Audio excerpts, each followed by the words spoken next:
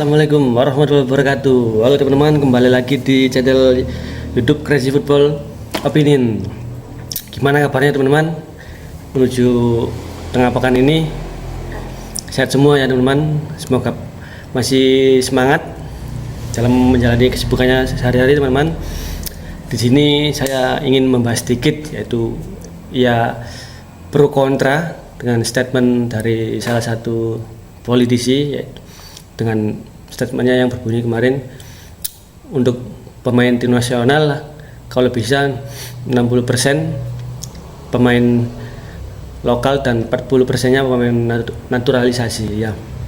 Sedikit saya ingin membahas ya, dan membahas dari perasaan dan hati saya, juga akal ya teman-teman, dalam membahas konteks persepak bolaan Indonesia ini. Memang apa ya teman, kalau di tahun ini semenjak di tangan Erick Thohir dan dengan pelatih STY ini, persepak bolaan Indonesia ini menjadi perbincangan yang bagaikan perempuan yang cantik, siapapun ingin menyentuhnya. Tapi tidak semuanya, tidak semua orang, tidak semua lapisan manusia bisa dan mampu memegang perempuan cantik ini ya teman-teman. Jadi dengan keluarnya statement kemarin ini, saya berpikir gimana ya sah-sah saja memang kan manusia berhak berpendapat, berhak berbicara, dan bisa beda pendapat juga, seperti saya dan juga teman-teman sendiri juga pasti berbeda pendapat. Cuma yang saya ingin bahas ya, kenapa selalu dibesar-besarkan masalah naturalisasi atau pemain diaspora ini teman-teman. Karena juga kan pemain ini kan pemain yang ada keturunannya dan berdarah Indonesia ya teman-teman, di tahun ini, di timnas ini ya. Kalau di naturalisasi sendiri kan ada di pasal 8 nomor 12 tahun 2006 ya teman-teman.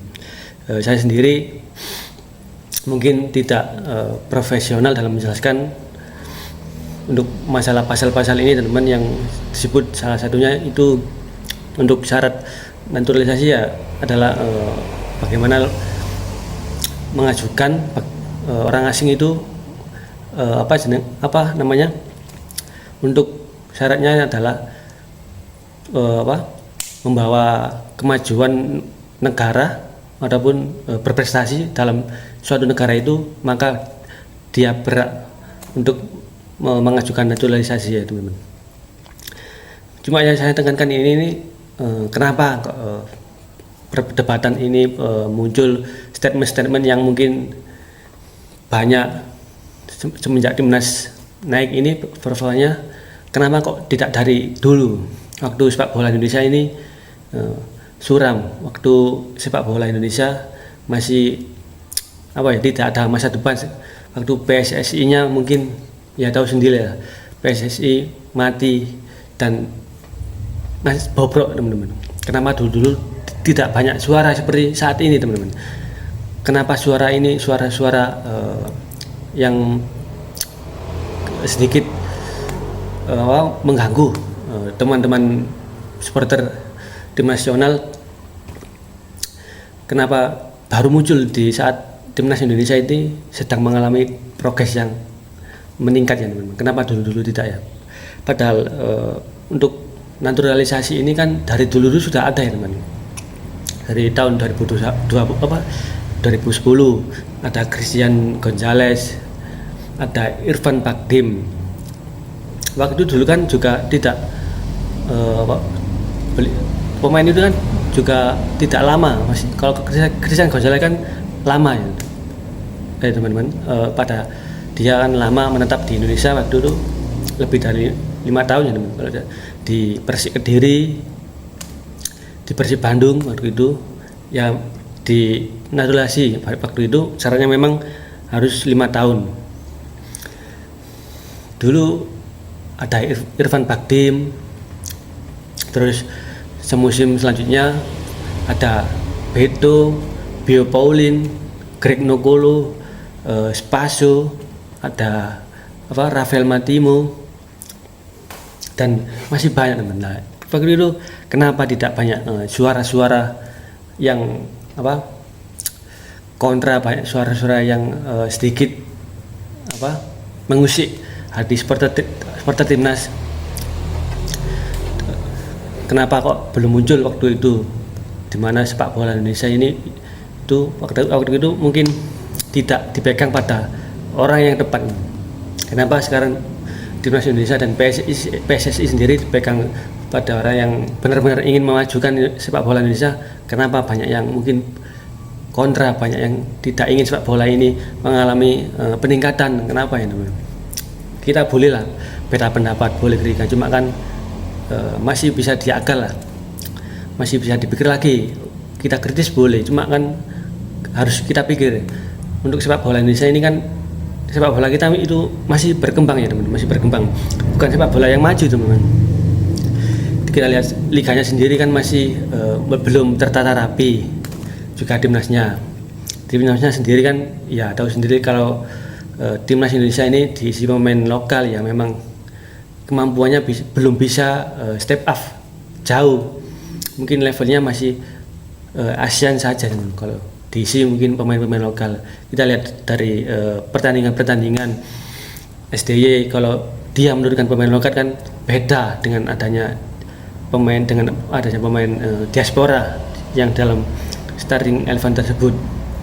Nah itu yang saya ingin bahaskan, kenapa kok tidak dari dulu untuk membahas pro kontra naturalisasi ini, kenapa kok sekarang dibesar-besarkan dari mayoritas orang-orang sekarang bisa berbicara sepak bola dari lapisan manapun, bahkan orang yang tidak pernah membahas sepak bola sekarang membahas sepak bola, sekarang membahas naturalisasi. Ya memang sekarang kan sepak bola Indonesia ini dipimpin oleh ketua yang luar biasa, Erick Thohir, yang tegas dan juga dipimpin oleh pelatih yang juga hebat, juga tahan godaan. Jadi kalau di Indonesia ini memang mentalnya harus kuat. Saya yakin STY sebelum menjadi pelatih timnas ini kan memang dirumorkan ke sini waktu itu dengan Ratu Tisa. Saya berpikir kuat nggak ini STY dengan mental beliau saat menangani timnas ini pasti banyak gangguan. Nah ini ternyata SDY juga orangnya sangat kuat sekali mentalnya, tidak bisa diintervensi oleh siapapun. Beliau kuat, begitu juga Pak Erick Thohir ya teman. Jadi memang bolehlah kritik, cuma harus berdasarkan benar-benar berlandasan lah kritiknya itu. Kita lihat karena sepak bola kita itu masih berjalan ya, belum lari, jadi masih berkembang teman-teman.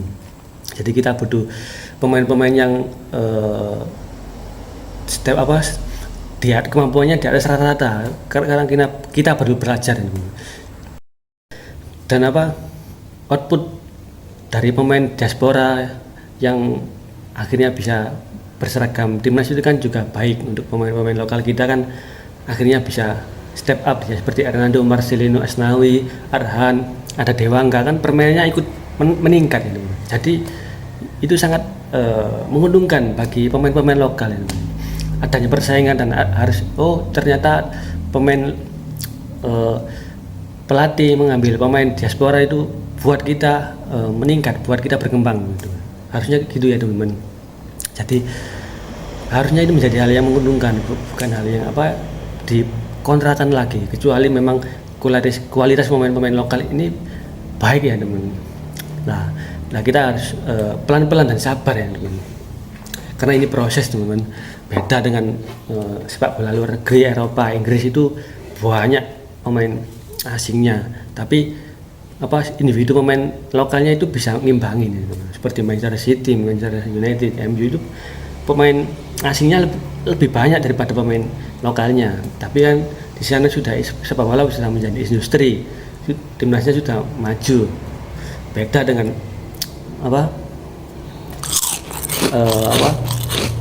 sepak bola kita yang masih berkembang ya teman-teman. Jadi ya mari kita dukung lah, mari kita support.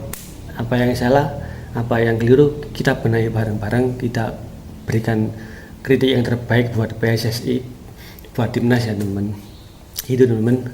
Jadi ayolah, jangan berbicara ya, mungkin berbicara banyak, tapi sebisa mungkin kita memberikan support dan bukti agar tidak menjadi dan tidak mengganggu persiapan timnas kita buat merangkak naik ke level Asia dan dunia ke depannya teman-teman. Gitu teman-teman.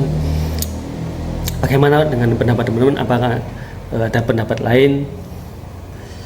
Karena sepak bola juga bukan matematika ya teman-teman. Tidak bisa dinilai, oh kalau pemain ini, pemain A, B, C itu harusnya kita juara. Oh tidak, itu gitu, tidak segampang itu ya teman-teman. Tidak mudah teman-teman membenahi sepak bola Indonesia ini, tapi saya yakin di tangan Sintayong dan Erick Thohir ini pelan-pelan kita berbenah dari timnasnya dulu, dari liganya, semoga nanti kita diperbaiki oleh beliau.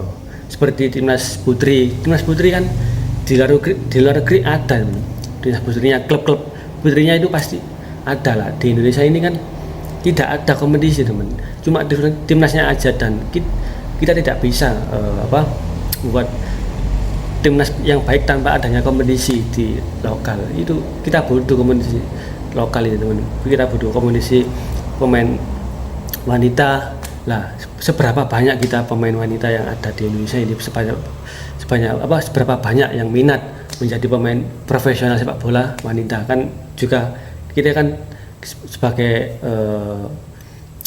manusia kan juga kadang kan gambling, sebagai orang tua anaknya wanita ingin menjadi pemain sepak bola kan juga mungkin hal yang gambling, tidak mudah pilihan hidup itu kan. Kalau mudah kan masih banyak negara seperti Cina, India kan rakyatnya kan lebih banyak dari kita. Nah, kenapa kok sepak bolanya kok tidak lebih baik daripada negara lain, bahkan lebih baik dari sepak bola, lebih baik dengan lebih baik dari sepak bola kita.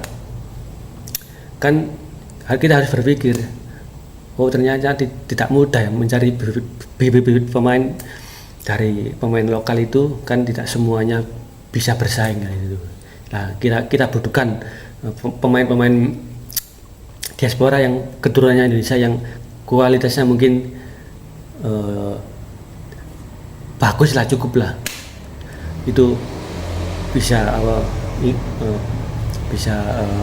menguntungkan dan memberikan efek yang baik buat timnas Indonesia. Oke, sementara itu dulu teman-teman ya. Semoga timnas kita bisa konsisten untuk merangkak ya sepak bola yang lebih maju lagi. Dan harapan saya di kualifikasi Piala Dunia ini timnas nanti bisa lolos ke round 3, dan saya tidak mau